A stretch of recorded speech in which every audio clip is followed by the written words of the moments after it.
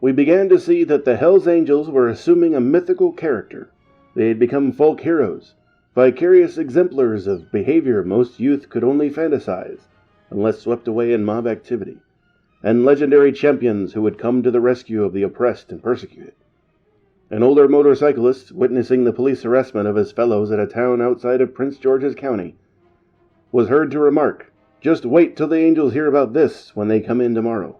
They'll tear this place apart." From an article in Transaction, August 1966, written by two psychologists who work with Maryland police to avert rioting in a town preparing to host national motorcycle races. "I smashed his face. He got wise. He called me a punk. He must have been stupid." Hell's Angel explaining to a stranger. Of all their habits and predilections that society finds alarming, the outlaws' disregard for the time-honored concept of an eye for an eye is the one that frightens people the most. The Hells Angels try not to do anything halfway, and outcasts who deal in extremes are bound to cause trouble, whether they mean to or not. This, along with a belief in total retaliation for any offense or insult, is what makes the Angels such a problem for police, and so morbidly fascinating to the general public. Their claim that they don't start trouble is probably true more often than not, but their idea of provocation is dangerously broad, and one of their main difficulties is that almost nobody else seems to understand it. Yet they have a very simple rule of thumb. In any argument, a fellow angel is always right. To disagree with a Hell's Angel is to be wrong, and to persist in being wrong is an open challenge. Despite everything psychiatrists and Freudian castrators have to say about the Angels, they are tough, mean, and potentially dangerous as a pack of wild boar. The moment a fight begins, any leather fetishes or inadequacy feelings are entirely beside the point, as anyone who has ever tangled with them will sadly testify. When you get in an argument with a group of outlaw motorcyclists, your chances of emerging unmaimed depend on the number of heavy-handed allies you can muster in the time it takes to smash a beer bottle. In this league, sportsmanship is for old liberals and young fools. Many of their assault victims are people who have seen too many Western movies. They are victims of the John Wayne complex, which causes them to start swinging the moment they sense any insult. This is relatively safe in some areas of society, but in saloons frequented by outlaw motorcyclists, it is the worst kind of folly. They're always looking for somebody to challenge them, said a San Francisco policeman. And once you're involved with them, it's all or nothing. A stranger who doesn't want anything to do with them, if one of the bums says something to his woman, he can't take offense or he'll have to fight 4 or 5 angels, not just the one. People should understand this. One of the Frisco's Angels explained it without any frills. Our motto, man, is all on one and one on all. You mess with an angel, and you've got 25 of them on your neck. I mean, they'll break you, but good, baby. The Outlaws take the all-on-one concept so seriously that it is written into the club charter as bylaw number 10. When an angel punches a non-angel, all other angels will participate. The Outlaws never know, from one moment to the next, when they might have to grapple with some foe bent on humiliating the colors. Here is a hazy yet fairly instructive account of a clash with an ex-angel named Phil and his ex-KE Jaguar.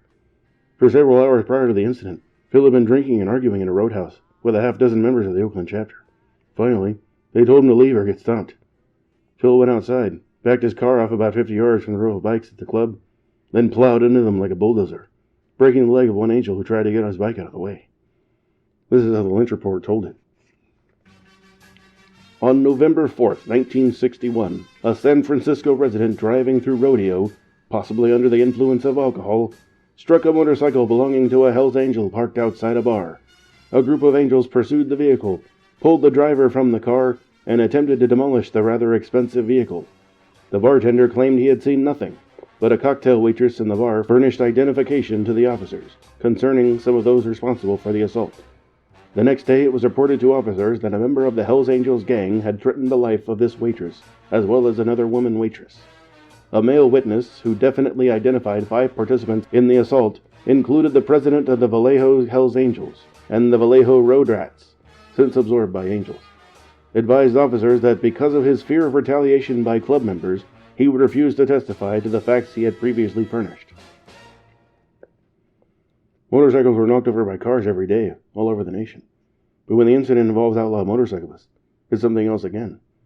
instead of settling the thing with an exchange of insurance information, or, at the very worst, an argument with a few blows. The Hells Angels stopped the driver, a former member, and attempted to demolish the vehicle. I asked one of them whether the police exaggerated this aspect, and he said no. They had done the natural thing, smashed the headlights, kicked in the doors, broken windows, and torn various components off the engine. Another instructive clash occurred soon after the Monterey incident, when the outlaws were still feeling tough. It began as an everyday act of revenge, but it didn't come off. Perhaps for this reason, the police report was unusually restrained. On September 19, 1964, a large group of Hells Angels and Satan's slaves converged on a bar in Southgate, Los Angeles County, parking their motorcycles and cars in the street in such a fashion as to block one half of the roadway. They told officers that 3 members of the club had recently been asked to stay out of the bar, and that they had come to tear it down. Upon their approach, the bar owner locked the doors and turned off the lights, and no entrance was made. But the group did demolish a cement block fence. On arrival of the police, members of the club were lying on the sidewalk and in the street. They were asked to leave the city, which they did reluctantly. As they left, several were heard to say that they would be back and tear down the bar. In all, it was a pretty quiet outrage, except for the demolition of a fence. It went into the books as a routine victory for law and order. It was also a good example of the total retaliation ethic. When you're asked to stay out of a bar, you don't just punch the owner. You come back with your army and tear the place down. Destroy the whole edifice and everything it stands for. No compromise. If a man gets wise, smash his face. If a woman snubs you, rape her. This is the thinking, if not the reality, behind the whole Hells Angels act. It is also the aspect of the story that gets to the editors of news magazines. The combined testimony of 104 police departments is proof enough that the outlaws are unable to enforce their savage codes on any level of society but their own. And yet, the white-collar button-down world is obviously alarmed to hear that these codes exist at all. Which they do. And they are also adhered to, as noted in the concluding paragraphs of the California Attorney General's report. The group seeks to exploit the so-called gangsters' code of group loyalty and threats to persons who might appear in court against them. There have been instances of Hells Angels punishing witnesses by physical assault. In the event the witness or victim is female, the women associates of the Angels seem willing to participate in threats to discourage testimony. A practical problem seen in various cases is that both victims and witnesses generally exist in the same environment as do the Hells Angels. While gang rapes and forced sex perversions may have occurred, the victims and witnesses frequently are not of a higher social strata, and thus are vulnerable to the mores of saloon society. It is believed that the only feasible approach in the solution of this problem is for investigating officers to recognize it and take all steps possible to protect witnesses both before and after the trial. Not many members of the saloon society will find consolation in these words. The Angels and their allies bear grudges much longer than police feel is necessary to protect witnesses. And cops have a tendency to lose interest in a prosecution witness about 5 minutes after the jury comes in with a verdict. No bartender who has caused the arrest of an angel will ever feel anything but panic at the sound of motorcycle engines in the street and the clumping of leather boot heels coming toward his door. The Angels don't willfully trace their enemies from one place to another, but they spend so much of their time in bars that they are likely to turn up thirsty almost anywhere. And once an enemy is located, the word goes out fast on the network. It only takes 2 or 3 Angels, and no more than 5 minutes, to wreck a bar and put a man in the hospital. Chances are, they won't be arrested. But even if they are, the damage is already done. An intended victim, such as the bar owner at Southgate, who suffered only the loss of a fence in the first attack, will always know that his place has a certain distinction.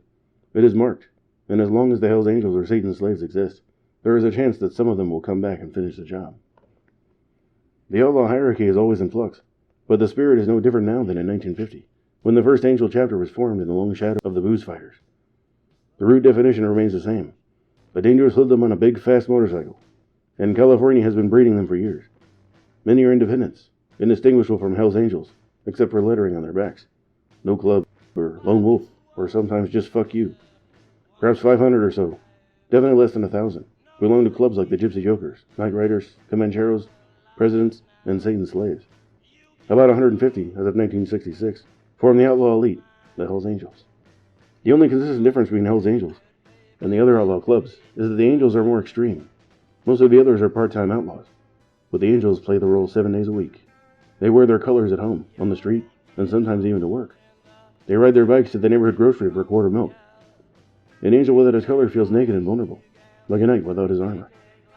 A Sacramento cop once asked a 5'5", 135-pound angel, "What's the big attraction?" "Nobody bugs me as long as I'm flying the colors," he replied.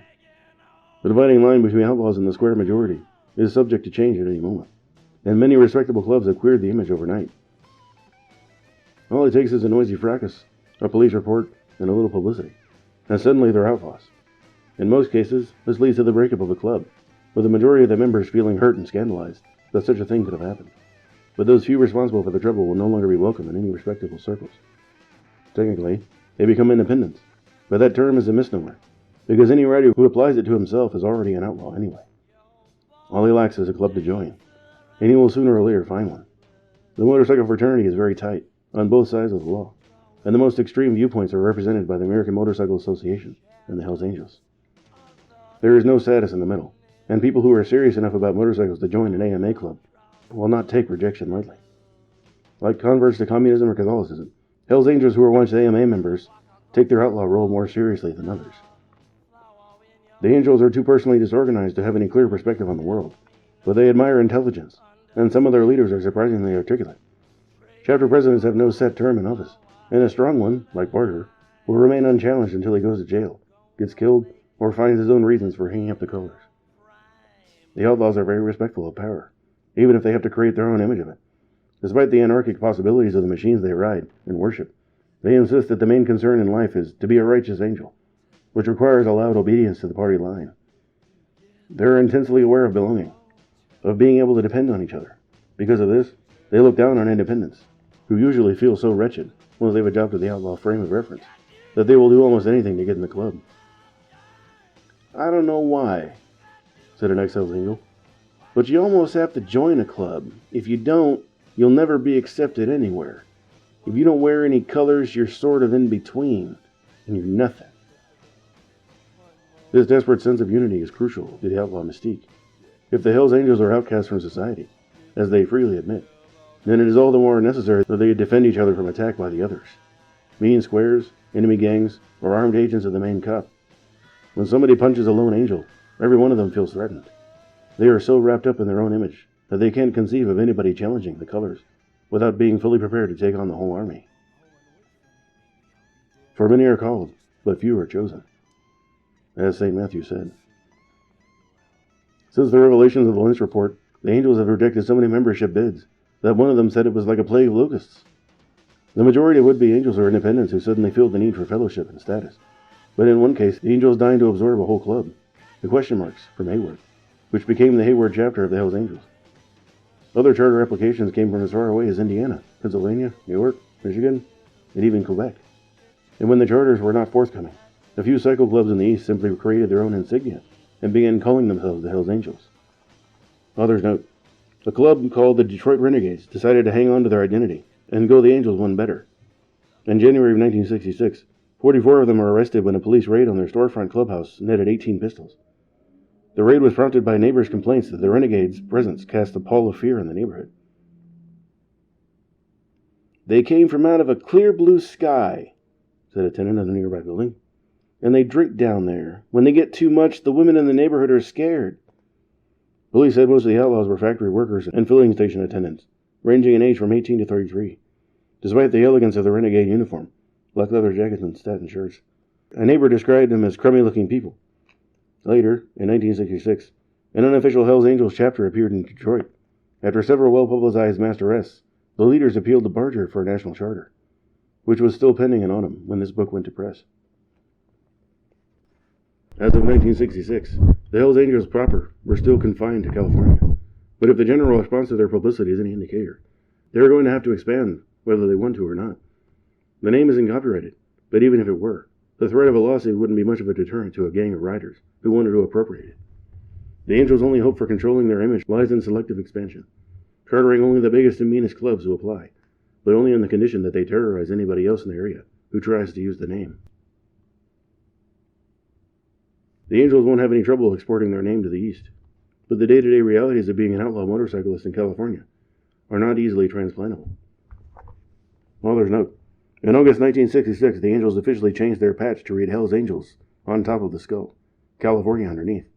New chapters in the East and Midwest were expected to be operative by 1967. They would be allowed to wear their traditional patch, but with the name of their own state. Bikes are a sunshine thing. They are dangerous and uncomfortable in the rain and snow. A gang of riders in New York, Chicago, or Boston could only operate in the far-ranging Hells Angels style for a few months of the year, while in California the outlaws can move around, except in the mountains, anytime they get the urge. This factor is reflected in nationwide motorcycle sales. In 1964, New York registered 23,000 bikes, while California had 203,420, a roughly 9-to-1 ratio. On the other hand, there were more than twice as many motorcycles in New York in 1964 as there were in 1961, when only 10,000 were registered. Author's note: Pennsylvania more than doubled its motorcycle registrations between 1964 and 1965. Other leading bike states are Florida and Illinois, with more than 50,000 each in 1965, including outlaws. Using the AMA's 1%er gimmick, a sociologist could deduce from these figures that by 1970, New York alone will have some 500 potential Hells Angels, about 5 times the size of the group that managed to blitz the national press in 1965. And by 1970, every Angel chapter will have a press agent. According to the motorcycle industry, there are nearly 1,500,000 motorcycles registered in the United States in 1965, with an average of 4.1 riders to each licensed bike. This is a wholly unrealistic figure. 1.5 would be more like it. By the industry's count, however, it adds up to slightly over 6 million riders, with more than 1 million of these in California. This, too, is questionable. Not only is it based on the specious figure of 4.1 riders per bike, but by using the word motorcycle without any qualifiers, it conjures up the image of California freeways swarming with huge high-powered bikes. In context, the figures are not so menacing, according to the magazine Cycle World and the Los Angeles Times. Accelerated growth of the motorcycle market is centered on the lightweight division, which represents 90% of the total. What the industry calls a lightweight is a very different animal from the chopped hog or Harley 74. And the majority of the little bikes, says Cycle World, are used for fun, school transportation, and trail and desert jaunts by sportsmen. In other words, the formula for sales in today's motorcycle market is less weight and little engine equals fun and respectability. And on this basis, the industry predicts, at 4.1 per, a hardcore of 8,894,000 motorcycles in the United States by 1967. Again, the industry's figures are inflated, but considering the booming popularity of two-wheeled transportation, a figure of, say, 6 million for 1967 wouldn't be out of line. And that, of course, would mean 60,000 Huns, or the end of the civilized world. Better to reign in hell than serve in heaven, as John Milton said in Paradise Lost. In terms of pure money, the motorcycle industry is a goldmine. One of my recurring nightmares harks back to 1958. I have just arrived in New York, with a $1,000 cushion, and one crisp afternoon in October. I emerged from the subway station in Times Square. I dodged several panhandlers, a cluster of junkies, 2 transvestites, and a Jehovah's Witness who talks like Elmer Fudd. And then, on a narrow part of the sidewalk next to the U.S. Army Recruiting Center, I am buttonholed by an unkempt young Japanese who claims to be one of the Honda brothers. He is broke and desperate, needing funds for a plane ticket back to Tokyo. $894. He offered me his share of the business, signed over, witnessed, and wrapped up tight in the presence of any lawyer I care to name. He shows me his passport and a crumpled batch of motorcycle blueprints. No doubt he is one of the Honda boys. I listen, smile knowingly, and buy my way past him with 1 silver quarter and a subway token, rejecting my luck with a stupid finality and rushing off to some worthless interview. Even now, any man with the sense to pour piss out of a boot should take all the money he might spend on a new motorcycle and instead buy Honda stock. Or any one of about 30 others, including Harley-Davidson, which, despite a Stone Age concept of management and technology, is still the only American manufacturer of motorcycles.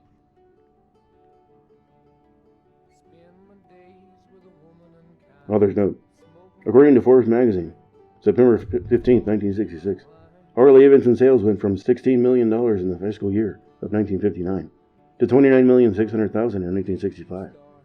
During the same period, American Honda sales jumped from a niggardly 500,000 to 77 million and kept booming in 1966 to 106 million. The story of Harley-Davidson in the domestic motorcycle market is one of the gloomiest chapters in the history of American free enterprise. At the end of World War II, there were less than 200,000 motorcycles registered in the United States, very few of them imports.